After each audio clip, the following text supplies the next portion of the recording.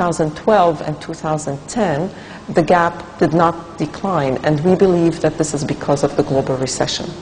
Trade facilitation and logistics is important for the competitiveness of countries. Companies can be producing very efficient goods at very good prices, and yet by the time they ship them to another country, they lose this competitive advantage because of all the inefficiencies in shipment and in transport and so on. So it's really important to improve trade facilitation for the competitiveness of firms.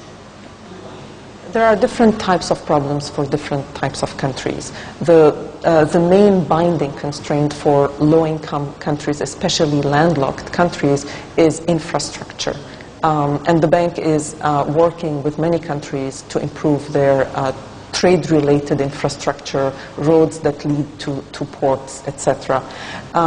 When infrastructure is there, the next binding constraint becomes more customs and border management reforms, as well as trade logistics services such as freight forwarding and trucking services.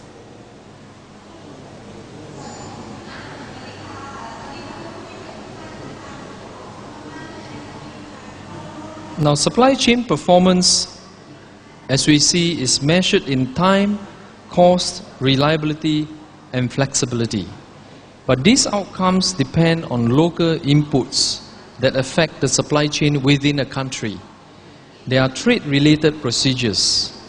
There is the supply for trade-related support services, and there is infrastructure, which include ports, roads, railroads, airports, and information, and also communication technology.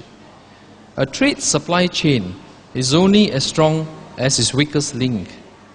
Progress in one area cannot always offset a lack of progress elsewhere.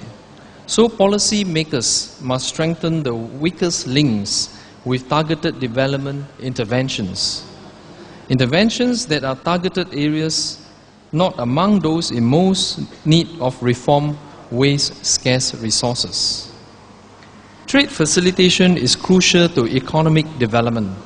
Countries with better logistics can grow faster, become more competitive, and increase their investments. Boosting logistics performance in low-income countries to the middle-income average could expand trade by some 15%, and that will benefit both firms and consumers, and who would receive lower prices and better services. For such sustained improvement, policymakers and private stakeholders must commit long-term to comprehensive reforms. To move products to market efficiently, reliably, and economically, countries must reduce trading costs, make their exports more competitive, and adopt policies to support trade. Reforming trade facilitation can especially help bolster trade competitiveness.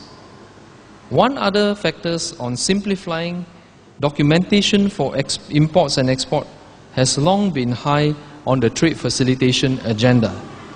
And this prompting initiative to bring border agencies together and to create a single window for trade. The International Finance Corporation's Doing Business indicators place high weight on such simplification. Still, simplification and national single window, or what we today call NSW, initiatives themselves are not enough. Also essential is improving other aspects of border management and more generally soft and hard trade-related infrastructure.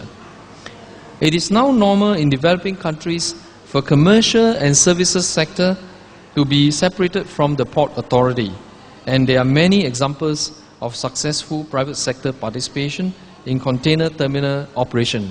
As we have seen, some major players like DP World, Whampoa Hutchinson Group, PSA or Port of Singapore Authority are no different. Anecdotal evidence suggests that investment has yet to catch up with the rapidly growing volume of container trade, with many older ports reaching their physical limits, notwithstanding the facilitation measures that speed up the throughput and that delay the need for investments. Now, national